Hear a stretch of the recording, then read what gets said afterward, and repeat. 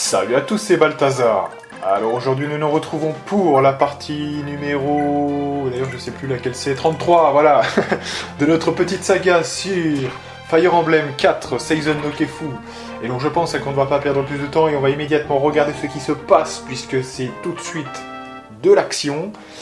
Donc toujours sur le chapitre 10. Donc là on va avoir l'accélération de fin de jeu, puisque là, vraiment, on rentre dans le dur du dur. Puisque là, on commence à croiser, enfin, on va croiser des gens qui sont des boss ou des pseudo-boss, vous voyez, de jeu, quoi, final. Hein, donc, c'est du très lourd. Alors, que s'était-il passé déjà la dernière fois? On avait réunifié un groupe juste devant l'accès qui allait se débloquer quand on avait les deux forteresses. Donc maintenant, on peut passer. Et là, juste un peu avant, on a vu qu'avec Altena, on a déjà intercepté tout de suite le gars qui était en mouvement depuis la mer. Hein, voilà. Donc voilà. On va se déplacer. Alors, la particularité de cette partie-là, si vous voulez, c'est que on a beaucoup de mages avec des bâtons de sommeil. Donc ça, c'est un vrai problème. Encore que... Moi, là, j'ai pas... finalement... j'en avais un souvenir beaucoup plus difficile. Et finalement, c'est passé plutôt crème. Il faut pas... comment dirais-je? Il faut pas s'énerver du fait qu'on soit avec des gens en sommeil. Il faut utiliser les autres et avancer encore et toujours. Vous voyez, il faut pas se dire tout doit être disponible, sinon je stresse. Non, il n'y a pas de stress à avoir. Ceux qui sont sous sommeil, laissez-les. Hein, voilà. Alors, vous pouvez évidemment, avec l'ANA, les enlever de cet état. Ok. Mais en soi-même, voyez, la progression doit être tout le monde avance et tout le monde essaye d'attaquer quelqu'un le plus vite possible. Voilà. Juste ça. Et avec ça, normalement, ça passe. Vous voyez, c'est pas si dur que ça. Alors évidemment, essayez d'utiliser comme des gens qui sont adaptés, hein, pas trop des gens qui ont zéro résistance. Mais sinon, j'ai pas trouvé ça très dur, personnellement.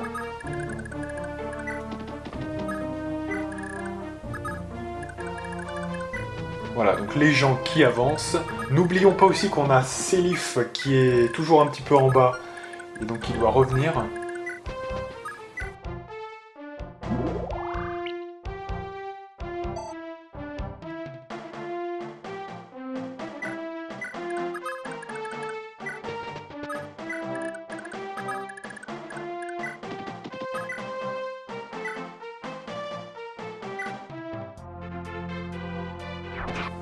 Voilà, donc on essaye dans la mesure du possible aussi de se mettre sur les zones d'esquive, hein, donc les forêts. Ça c'est quand même disponible, donc autant en profiter.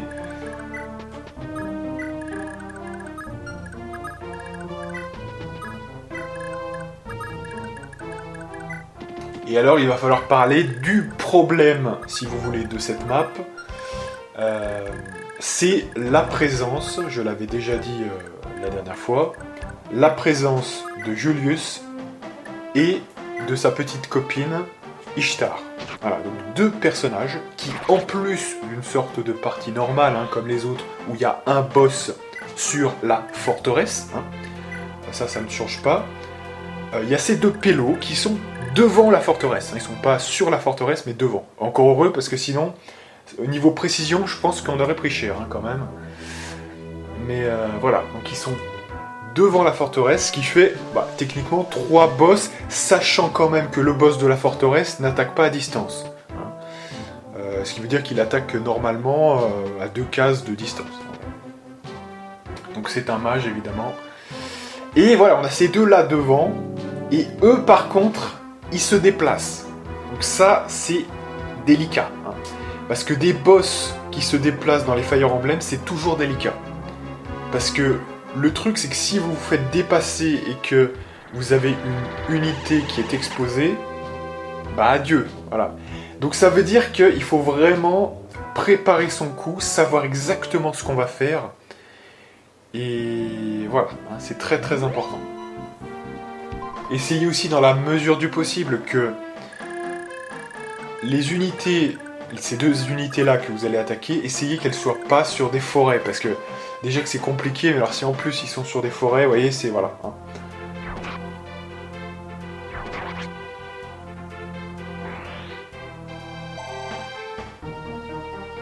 Alors aussi, on peut préciser, hein, je le fais un petit peu à l'avance, mais il y aura d'autres choses à dire hein, à ce moment quand on les attaquera vraiment. Hein. Et pour l'instant, je peux dire déjà que sur les deux personnages, ça il faut le savoir, donc Julius et Ishtar, vous n'avez pas besoin de détruire les deux en fait. Et surtout pas Julius, parce que c'est un des plus durs à battre hein, sur les deux. Vous n'avez qu'à battre Ishtar, et ensuite Julius et Ishtar vont disparaître. Hein. Alors ils ne seront pas tués, vous savez, ils vont vriller là avec l'espèce de petits médaillons là, et ils vont disparaître. Voilà. Donc ce qui veut dire que il suffit de tuer Ishtar et les deux disparaissent. Non mais déjà c'est bon à savoir, c'est-à-dire que on n'est pas obligé de se taper les deux, parce que c'est vraiment le rip hein, sinon. Hein. Franchement, on n'a pas non plus 36 000 unités qui peuvent gérer deux personnes comme ça. Hein. Donc, concentration maximale sur Ishtar, hein, évidemment. Et quant à Julius, c'est problématique puisque lui, il a plus de portée d'attaque. Donc souvent, il va avoir tendance à être devant. Donc c'est qu'il faut l'aggro lui, donc en toute sécurité, ce qui n'est pas donné. Plus Ishtar qui le suit, donc ensuite on attaque Ishtar, enfin, c'est comme ça que ça se passe généralement, en tout cas pour moi, mais voilà, il faut quand même faire gaffe.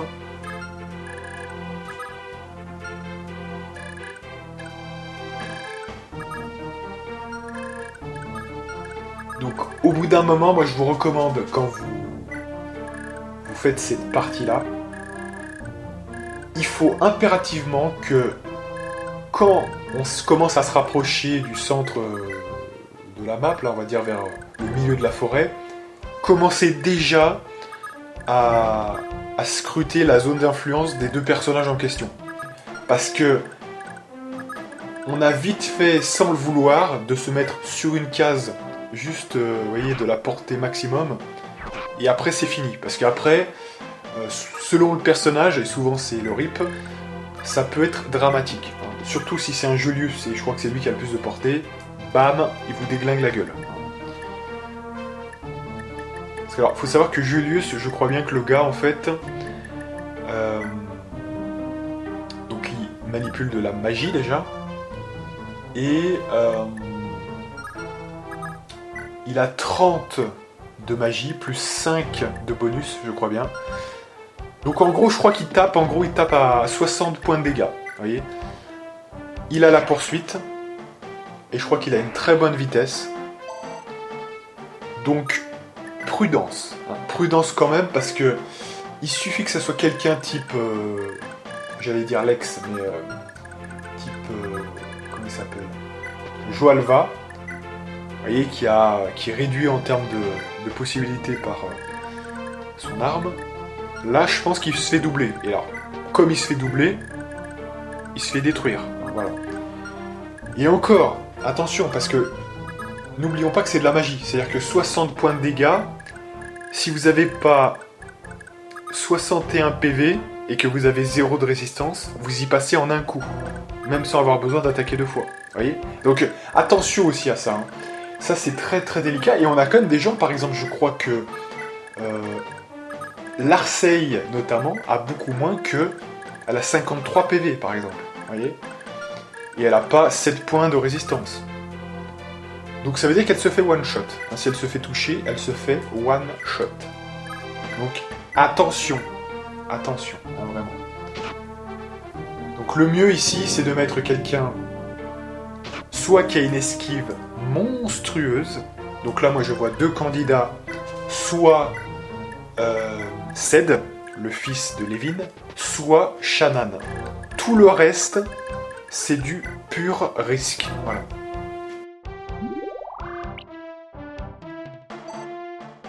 Donc évidemment, ces deux mecs-là que vous mettez sur une forêt pour encore plus d'efficacité. Pour essayer d'aggro éventuellement Julius. Et alors, quant au fait de se faire un petit défi et d'attaquer Julius, bon, hormis le fait que ensuite il faudra attaquer Ishtar, je crois bien. J'aimerais pas dire de bêtises, mais je crois bien. Hormis ça, il faut quand même arriver à le tuer. Donc ça veut dire que faut attaquer sur sa faiblesse. Donc du physique, il me semble bien. Mais même avec ça, il faut plutôt aller chercher. Si vous voulez vraiment vous faire un défi qui ne sert à rien, soit dit en passant, mais si vous voulez vraiment essayer de le tuer, vous pouvez aller chercher un critique en physique. Voilà. Avec ça, si vous le faites attaquer plusieurs fois celui qui va attaquer, donc généralement ce sera plutôt un gars type Ares, hein, généralement. Physique plus critique plus précision, c'est lui qui correspond le plus à ça. Avec son arme ultime, évidemment. Et en plus, il a un renfort de résistance et il a des bons PV. Le mec, c'est le gars qui fait le taf. Hein, voilà. C'est le seul gars que vous devez optimiser pour ça. C'est d'ailleurs la même chose pour Ishtar. Hein, donc, il n'y aura pas trop de secrets là-dessus. Hein. Donc voilà. Vous pouvez essayer de l'attaquer en sachant que c'est quand même... Il y a quand même un risque, hein, je vous dis. Hein. Il suffit que vous manquiez votre coup. Et ensuite pour le réattaquer, vous voyez, hein, il faut quand même faire un critique assuré, donc c'est délicat, je vous dis quand même c'est délicat. Et déjà Ishtar c'est délicat, parce que c'est pas sûr à 100%. Mais alors, notre ami Julius, c'est encore pire. Voilà, donc là on se rapproche quand même un petit peu de la zone d'intérêt. Et on va voir ce qui va se passer.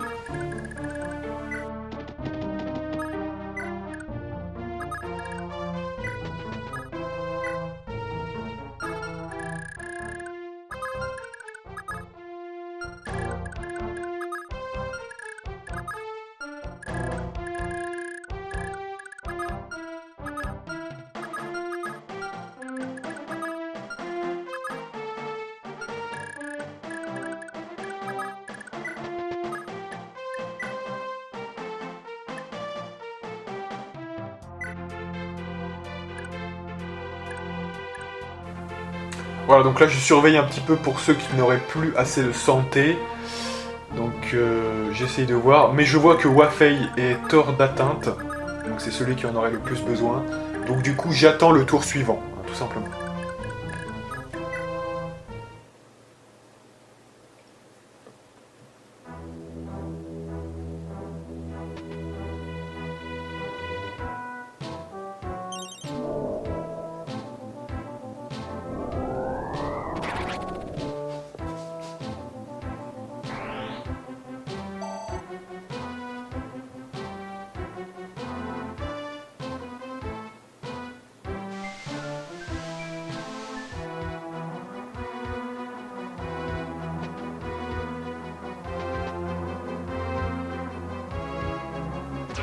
Voilà, donc essayez quand même, parce que l'idée quand même de base, c'est d'essayer globalement d'attirer le plus de gens possible, hors les deux Julius et Ishtar. Hein, pour quand même que, aussi, on n'ait pas d'autres ennuis en plus d'eux. Vous voyez ce que je veux dire, hein, donc c'est en gros que quand on est à les affronter, qu'il n'y ait personne d'autre pour nous ennuyer. Hein, ou alors très peu, ou très sécurisé, quoi, voilà.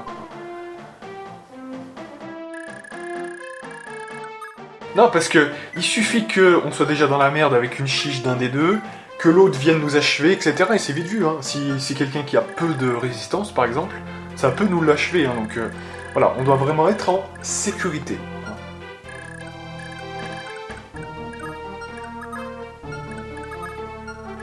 Voilà, et à partir de cette zone-là, faut vraiment faire attention où on se situe. Voilà, et là, regardez bien, je vais checker à chaque fois pour voir si Ishtar m'atteint ou pas.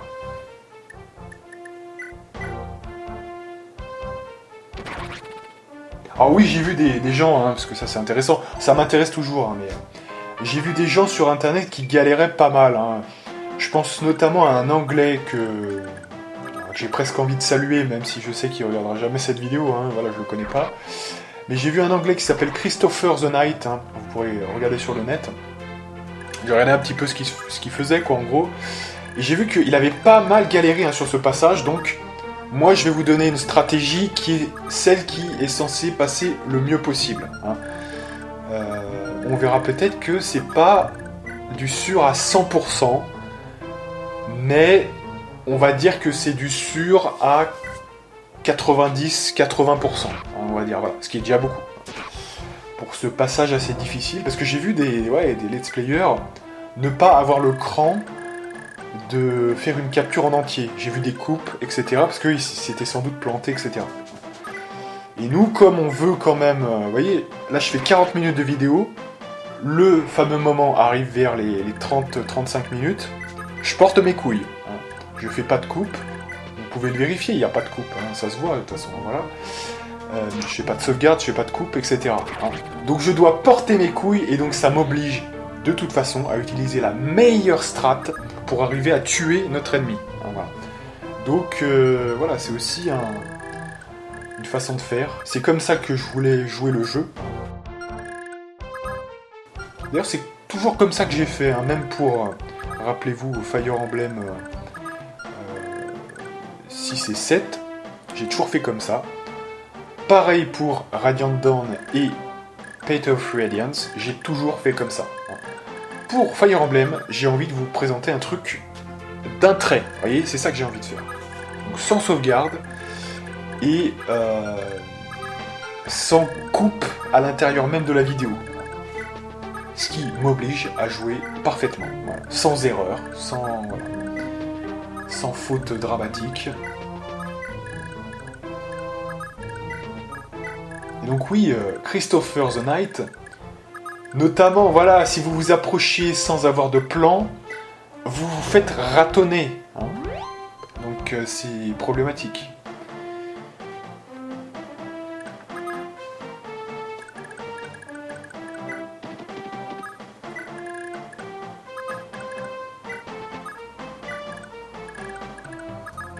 Donc le plan, j'en parlerai quand on le verra au moment en question. Hein, pour pas trop dire à l'avance, hein, que j'ai encore des choses à dire sur ce passage-là, parce que c'est quand même important.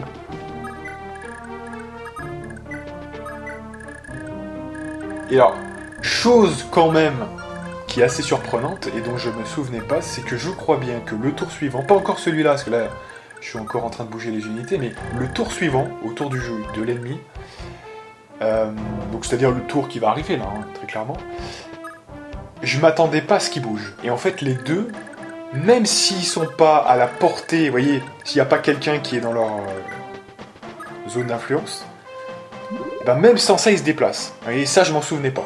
Vous voyez, donc ça m'a surpris un petit peu. Heureusement, j'étais déjà dans la préparation mentale, donc j'avais préparé un petit peu, voilà, j'avais rapproché un peu toutes les unités, donc ça m'a pas trop gêné. Mais vous voyez, hein, comme quoi, il y a des petits éléments, si vous n'êtes pas prêt, c'est pas bon.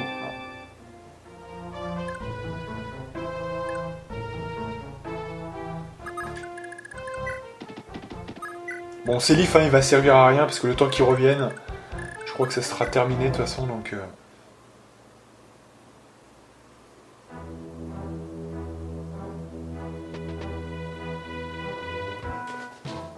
Patty.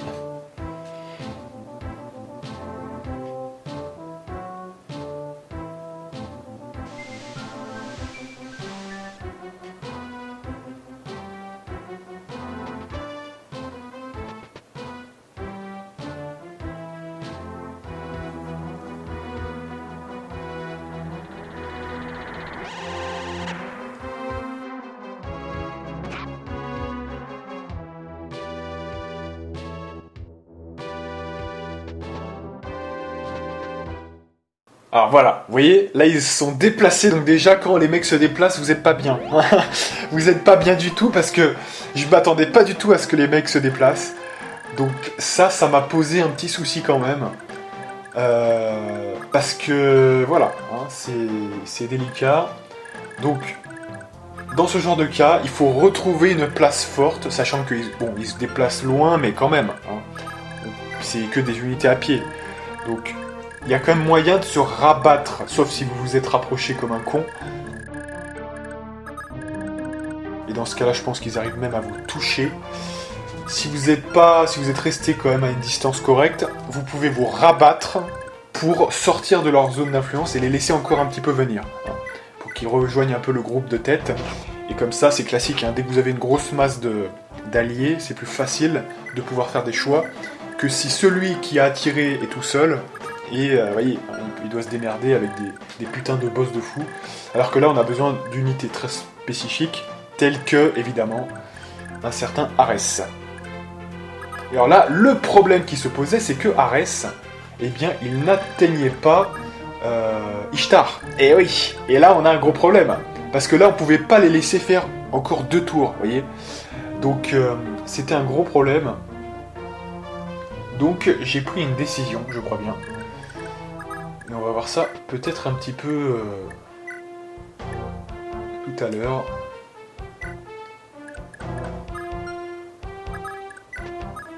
Voilà, donc là l'idée c'est vraiment de rabattre Lana qui était déjà un petit peu loin. Parce qu'elle va être utile. Hein. Lana va être utile ou pas, on verra. En tout cas c'est une option.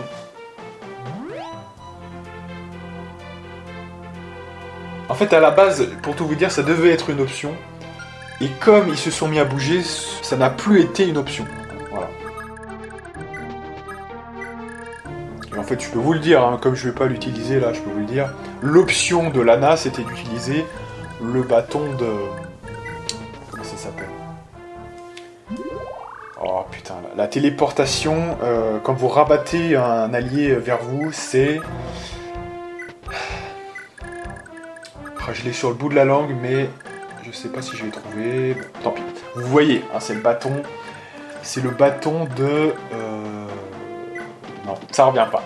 Ça revient pas, tant pis. Bon, voilà, le bâton qui vous permet de rapatrier un allié qui est à une distance correcte. Et donc ça aurait été éventuellement si vous envoyez quelqu'un ici, Arès, vous l'envoyez, et comme ça vous pouvez le faire revenir s'il a échoué. Sauf que ça s'est pas du tout passé comme ça, parce que je me souvenais pas justement que les deux se déplaçaient avant introduction dans leur zone d'influence. Donc ça a changé un petit peu les plans. Et donc j'ai préféré du coup les laisser venir. J'ai trouvé ça mieux, donc voilà.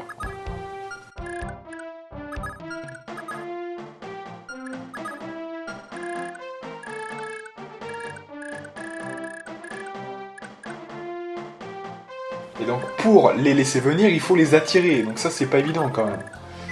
Parce que pour les attirer, il faut quand même déjà encaisser un coup, hein, quelque part. Parce que je devais absolument savoir, quelque part...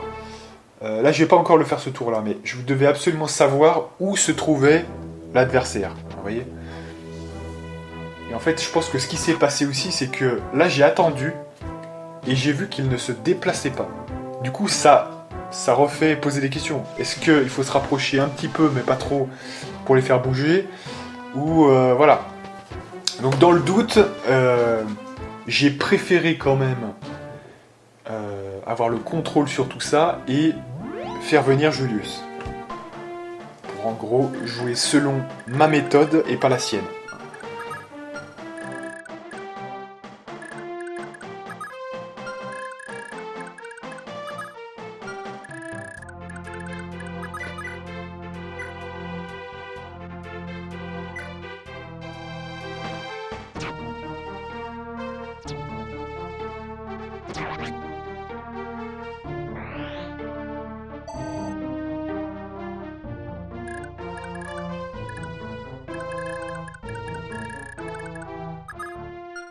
Voilà, donc Arès, hein, qui est la pièce maîtresse de l'attaque.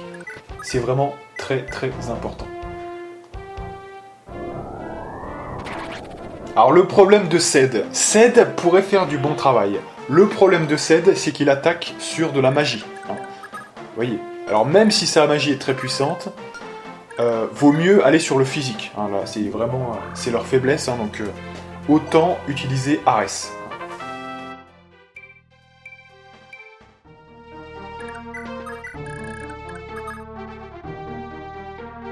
Voilà, donc notre ami Julius. Parce que Ced en fait c'était mis sur une case que pouvait accéder Julius, hein, donc j'ai dû le reculer encore, Ced. Et on a Monsieur Arès. Donc là, je n'atteins pas la cible, donc qui est Ishtar. Donc je dois trouver une solution. Cette solution va consister en quoi? Voilà, donc là on voit l'Optir, vous voyez il fait 60 points de dégâts, il a quand même 25 de défense et 35 de résistance, vous voyez un 35 de résistance c'est un peu juste. Il a poursuite, duel et finalement colère, donc c'est quand même balèze, donc Wrath.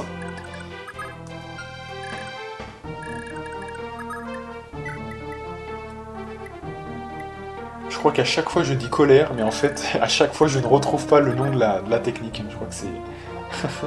c'est un truc de fou. Et donc là, finalement, je décide d'utiliser un certain Shannan pour tenter l'esquive, tout simplement. Sachant que Shannan a 52 PV. Donc si Shannan encaisse la seule attaque, normalement, de notre ami Julius, je dois tout recommencer. Mais je me dis, avec Balmung, qui a un bonus finalement en vitesse, plus la forêt, je me dis, allez, je le tente, tout simplement. De toute façon, avec cette phase-là, il faut quand même prendre un peu des risques, parce que sinon, on n'a plus le contrôle, en fait, si vous voulez. Donc c'est vraiment important.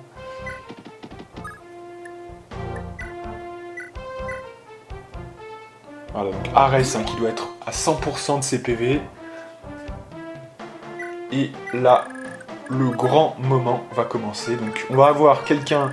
Voilà, parce que Ishtar, je voulais pas qu'elle puisse m'attaquer. Donc pour ce faire, je dois attirer Julius sans attirer Ishtar pour minimiser les risques, hein, tout simplement.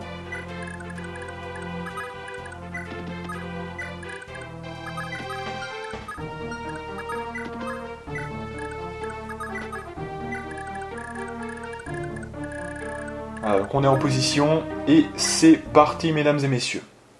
Donc là, c'est là où vous claquez des dents quand même.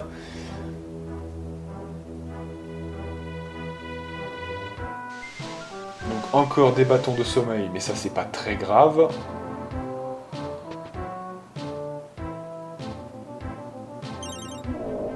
Donc là de toute façon c'est pas très grave que lui puisse m'attaquer puisque Julius va me one-shot. Donc soit ça passe, soit ça ne passe pas.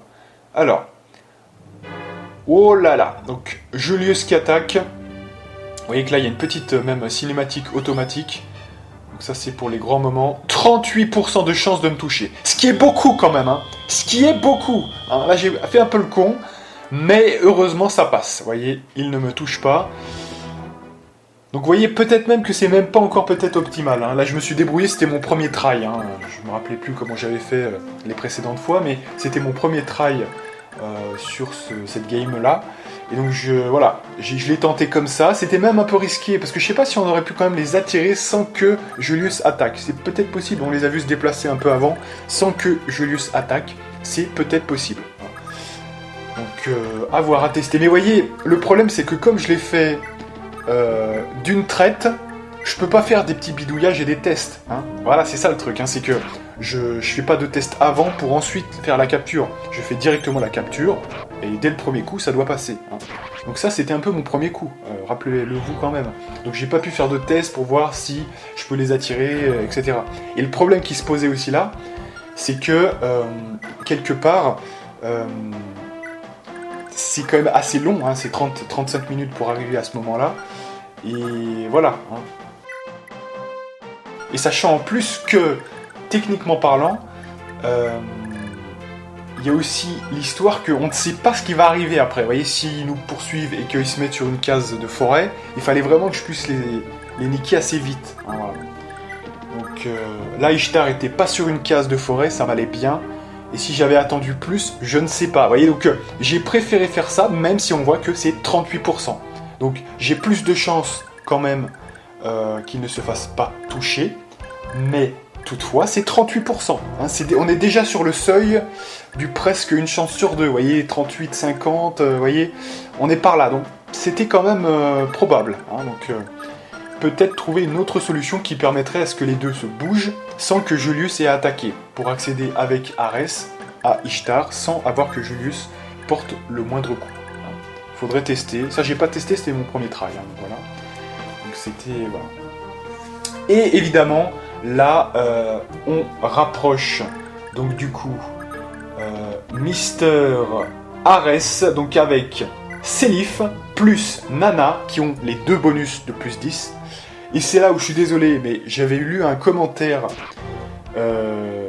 dans les dernières vidéos, je me rappelle plus trop. C'est quelqu'un qui, à mon avis, avait vu les vidéos d'un trait, vous voyez, sur les derniers jours. Voilà.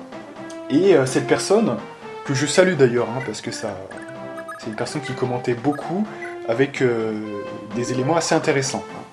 Mais toutefois, je dois m'inscrire en faux, parce que je peux pas laisser passer ça, ça induit en erreur les gens. Cette personne a dit quelque chose qui est assez faux, c'est que les techniques type plus 10% de précision et de critique ne servaient strictement à rien, ou quelque chose de ce genre. Là, je suis obligé de m'inscrire en faux, parce que ça, vous voyez par exemple là, face à Ishtar, on voit que j'étais à peu près avec 50 avec Ares. Donc ça veut dire qu'avec le mec qui a un bonus en technique très élevé, vous voyez. Donc je peux pas laisser dire que plus 20% au total, avec Seilif et Nana, que ça serve à rien. C'est faux, c'est totalement faux. C'est même décisif. Parce qu'entre 50% et 70% de chance, c'est une différence de taille. Voilà. C'est peut-être même là où tout se joue. Donc, et en plus là on voit que Ares n'était pas avec... il n'était pas en couple. Donc du coup il y avait une personne en moins. Donc c'est quelque chose qu'on aurait encore plus pu rajouter. C'est-à-dire 80%. Donc c'était quand même balèze. Donc non, très important. Autant dans Awakening, Fates, ces jeux-là, il n'y a pas trop besoin, même dans les difficultés les plus importantes, Lunatic, il n'y a pas trop besoin de renfort. Bon, il y a des petits problèmes avec les haches quand même, toujours, mais ça a toujours été. Mais pour le reste, effectivement, pour ce jeu-là, il n'y a pas trop de nécessité. Mais là, non. Là, on a des boss qui sont mobiles, qu'on ne peut pas juguler, ils sont deux. On a besoin de quelque chose de vraiment très performant. 50%, c'est pas bon. Donc, quand vous pouvez rajouter 20% avec les deux bonus à 10, ouais, ça commence à être pas mal. Donc non, je ne peux pas laisser dire que ça ne sert à rien. Alors après, j'entends que tout au long du jeu, ouais, ça va pas être très très utile. Mais pour les boss, c'est exceptionnel. C'est vraiment très très utile. On peut pas dire que c'est nul. Et à partir du moment où ça vous aide pour des situations critiques comme celle-ci, c'est déjà utile. Donc on peut pas dire, même pour l'ensemble, effectivement, sur les unités lambda, il n'y en a pas besoin. Mais pour les boss, là oui, c'est très très très utile. Pour ce passage-là, je crois uniquement. Parce qu'après, bon, vous pouvez, les autres boss qui arriveront peut-être plus tard, vous pouvez vous placer devant la forteresse, attendre, même si vous prenez des dégâts, ça sera juste plus long. Ok, mais pour ce coup-là, non. Parce que là, si vous loupez les deux séries de coups, là, il y a un problème. Parce que là, du coup, ensuite, faut pas oublier que notre ami Ishtar nous dépassait en vitesse. Donc, il n'y a que 2 coups. Si vous manquez les 2 coups et que vous ne déclenchez pas, notamment le duel ou bien... c'est l'adepte, je crois bien que c'est adepte, chez Ares, eh bien, vous ne faites que 2 coups. Et si vous manquez vos 2 coups, ce qui est possible, à 50%, c'est fini. Après, on l'a dans le cul puisque après on est dépassé. Ishtar est dans le coin, Julius toujours dans le coin. Vous êtes sûr qu'il y a au moins une victime dans le truc. Voilà. Donc, de 50% à 70%, ouais, quand même je prends. Alors pourquoi il y a autant de problèmes de précision sur ce coup-là ? Tout simplement parce que, en fait, Ishtar a le Mjolnir qui ajoute, je crois bien, des bonus en vitesse et en précision. Donc il faut faire très très attention. Donc voilà, en gros le concours de Nana de Seilif pour le renfort de précision, c'est exceptionnel. Et vous portez les 2 coups avec notre ami Ares. Alors on a vu tout à l'heure, j'étais en train de parler, donc j'ai pas pu trop commenter au moment M. Mais qu'est-ce qu'on a vu ? On a vu un Ares qui, sur ses 2 premiers coups, donc premier coup normal, je crois bien il l'a loupé. Deuxième coup, il a fait un coup normal, donc qui n'a pas tué Ishtar. Hein, vous voyez, non mais c'est ça, c'est qu'il faut quand même 2 coups. S'il n'y a pas de critique, parce qu'il y a aussi ça, si vous voulez, c'est que pour Arès versus Ishtar, vous avez besoin soit de 2 coups normaux, soit d'un coup critique. Alors, certes, vous pouvez avoir de la chance, et que ça passe, vous voyez, avec le premier coup, c'est le coup critique, et voilà, aucun problème. Dans ce cas-là, il n'y aura pas besoin de la danseuse. Mais si vous n'avez vraiment pas de chance, vous faites le premier coup, il loupe. À 70%, ça reste possible, hein, c'est pas non plus quelque chose de fou. Ça peut louper. Donc, après, vous n'avez fait qu'un coup. Elle a plus de vitesse que vous, donc c'est plié. Voilà. Donc il faut faire rejouer Arès. Donc si vous le faites rejouer, donc là vous avez éventuellement un coup où vous pouvez ne pas avoir de chance. Et donc là, bah, c'est fini. Donc potentiellement, c'est assez rare, mais potentiellement, il y a un pourcentage de chance pour que vous loupiez les 2 coups, que vous ne déclenchiez pas adepte sur aucune des 2 attaques, ce qui est quand même rare, mais quand même. Et dans ce cas-là, eh bien, c'est fini. Faut recommencer la map. Alors, c'est tellement rare que... J'allais dire, c'est tellement rare que c'est rare. Mais voilà, vous avez compris, c'est rare, donc voilà. Mais il n'y a pas d'autre solution. Hein. En termes de précision, Arès, c'est le meilleur. C'est celui qui a le plus de bonus en technique. Donc, c'est notable. Ah non, mais c'est quand même important. Donc voilà. Et donc, en gros, vous avez en moyenne 2 attaques, une chance correcte de faire des critiques, et avec un seul coup critique, c'est bon, hein, ça la tue en un coup. Donc voilà, normalement ça passe plutôt crème, et notamment grâce aux précisions. Parce que entre 50 et 70, c'est pas du tout la même chose, je peux vous assurer.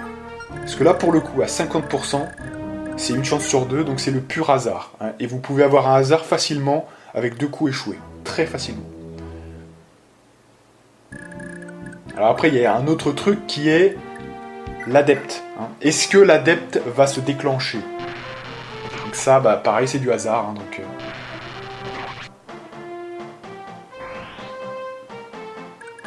donc au maximum, vous pouvez avoir 4 attaques en faisant rejouer avec la danseuse. Ou au minimum 0, hein, si vous en remplacez aucune.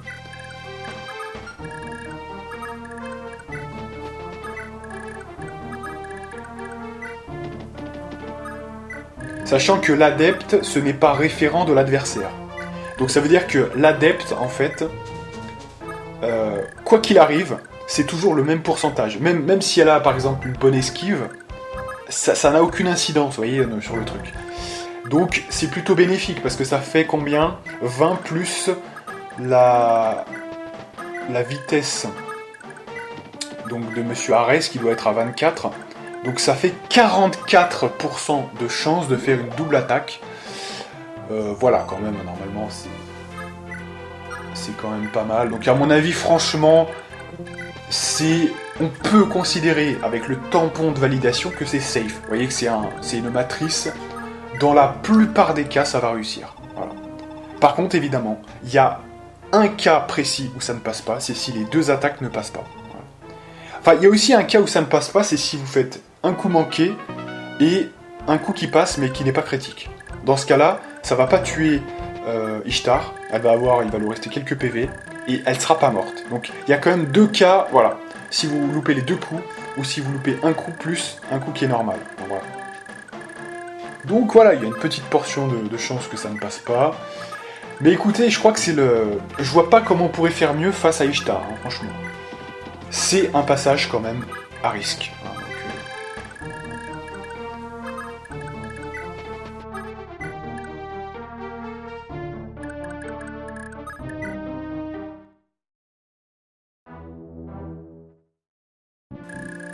alors, attention, hein, je vous dis ça, mais au pire du pire, vous pouvez envoyer quelqu'un d'autre. Hein. Cède, je sais pas, vous voyez, n'importe qui. Pour finir le travail. Hein. Donc c'est pour ça qu'il faut avoir la mêlée, il faut qu'elle soit proche de vous. Hein, pour qu'il y ait des gens qui puissent intervenir. Alors attention, je vous avertis quand même. Hein. Ishtar... Je me rappelle plus de ses techniques, mais elle reste très dangereuse. Donc là, on utilise déjà Ares, parce qu'il a quand même une bonne résistance et tout. Mais il faut pas... Je sais pas si elle peut pas attaquer quand même 2 fois, notamment. Donc... Vous voyez, c'est quand même risqué. Hein, Donc si vous faites interagir quelqu'un d'autre, faut que ce soit quelqu'un qui, à son premier coup, achève Ishtar. Notamment, soit un Ced, qui a une bonne esquive. Vous voyez, quelqu'un qui peut faire la différence tout de suite. Hein. Et même les gens parmi... Parce qu'on pourrait tenter de dire, ouais, mais comme c'est du physique, autant attaquer sur le physique. Non. Parce qu'en fait, il faut aussi une précision. Hein. Il faut vraiment quelqu'un qui ait une très bonne précision. Parce que vous verrez que c'est dérisoire. Hein. Moi, je crois avoir testé avec comment il s'appelle, Wafei, par exemple. Et je crois que c'était risible. C'était 20% de chance de la toucher. Donc, vous allez faire le premier coup, vous n'allez pas toucher. Vous voyez? Donc, c'est ça le problème, en fait. Hein. C'est qu'ensuite, vous allez vous faire attaquer et ça fait prendre des risques. Hein. Donc, non, il faut quelqu'un qui a un bonus en précision ou bien des techniques qui sont hors de la vitesse ennemie, type adepte. Là, je crois qu'on est sur un truc assez safe, du coup. Hein. Donc, précision plus adepte, Ced, hein, il correspond assez bien, sachant quand même que elle a une bonne résistance, hein, donc faut vraiment qu'il reste très peu de PV. Hein. Mais sachant que si, par exemple, vous avez réussi à placer un coup avec Ares, il reste vraiment très peu de PV et Ced peut finir le travail. Donc, vous voyez que ça reste correct.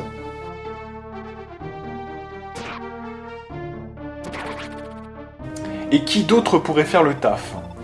Ah ouais, parce que même, vous voyez, Arthur avec son Wind, qui est précis, je pense que c'est encore en dessous de 50%, parce que, en fait, les bonus de l'arme ultime de Ishtar sont trop forts, et je crois que même avec ça, vous avez très peu de chances de toucher. Donc même Arthur, je pense que ce serait pas bon. Shannon... je crois que c'est plutôt l'esquive, hein, Shannon, hein, c'est pas vraiment... Mais il a peut-être un bonus de technique quand même, je sais pas. Faudrait voir. Je me rappelle plus trop ça. Le deuxième bonus, hein, le bonus qui est un petit peu inférieur. Faudrait voir quand même. Tous les autres, j'ai peur quand même que ça soit pas suffisant. Même Altena, je crois justement Christopher the Knight là. Il avait utilisé Altena, il avait 30% de chance de toucher. Et il a réussi à passer ça juste grâce à un coup de chance. 30% c'est un coup de chance. Hein. Parce que Altena, pour le coup, elle se serait fait démonter si le coup ne passait pas. Hein. Donc ça c'est un vrai problème. Parce que je crois qu'à Altena, je suis pas sûr qu'elle ait 60 PV, hein, faudrait voir, mais... Et on mise jamais quelque chose sur 30% de chance, hein, ça c'est pas possible. Mais de toute façon, Christopher the Knight, il utilisait les save state, hein, donc forcément il pouvait recharger, etc. Moi je ne fais pas ça, donc c'est un vrai problème parce que je dois vraiment prendre des trucs qui passent, dont je sais qu'ils vont passer quand même assez sûr à 100%, quoi. Voilà, donc là on se prépare un petit peu pour la phase suivante. C'est-à-dire qu'on rabat tous les personnages vers cette zone-là.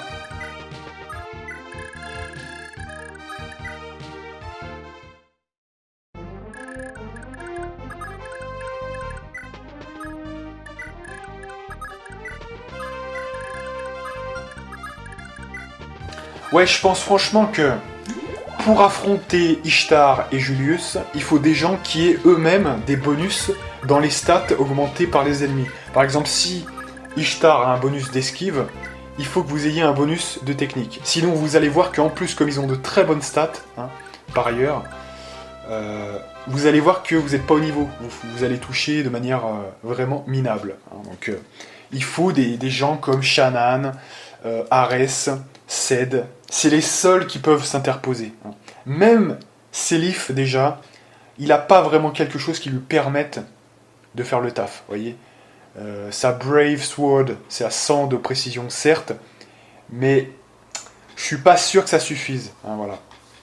Il faut vraiment un renfort en plus, donc il faut vraiment avoir des bons trucs. La pièce maîtresse, c'est Ares. Il correspond parfaitement à ce qui est demandé. Full technique, parce que c'est son plus gros bonus, hein, plus 20. Parce qu'il a le plus 20 en technique et plus 10 en résistance, hein, voilà, pour son arme. Donc il a ça, il a le critique, hein, c'est une arme qui critique. Donc pour tuer Ishtar en un coup, c'est parfait. Donc d'ailleurs Ishtar qu'on avait déjà tué avec ce même Ares dans la map, dans une des maps précédentes, hein, rappelez-vous. Donc c'est intéressant. Donc Ares number one. Ensuite, comme second couteau, je dirais Ced, parce qu'il a une bonne précision, quand même.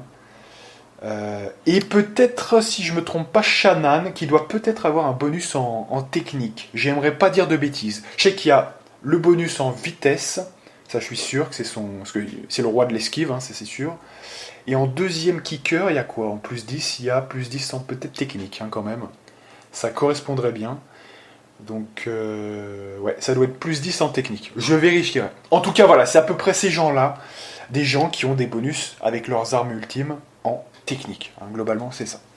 Vous les mettez, si possible, sur des cases esquive, et en espérant que vous ayez un bon touch. Hein, voilà. Parce que si un mec comme Ares est à 50% sans les bonus supplémentaires, ceux qui ont du plus 10, donc Ced et éventuellement Shannon, hein, je suis pas sûr, eux, ça sera peut-être 40%. Hein, ils commencent à 40%, donc avec les bonus, c'est que 60%. Hein, c'est pas mal, mais on dépasse les 50, mais sans plus. Hein, voilà. Donc, voilà, il faut quand même comprendre que c'est des seconds choix déjà, hein, quand même. Enfin, voilà. Donc, voilà, on a fini cette partie qui est quand même... faut bien faire gaffe, hein, bien la préparer. Cette partie numéro 33, et donc moi je vous donne rendez-vous pour la prochaine partie qui sera la partie numéro 34, toujours sur le chapitre 10, et moi je vous dis à plus.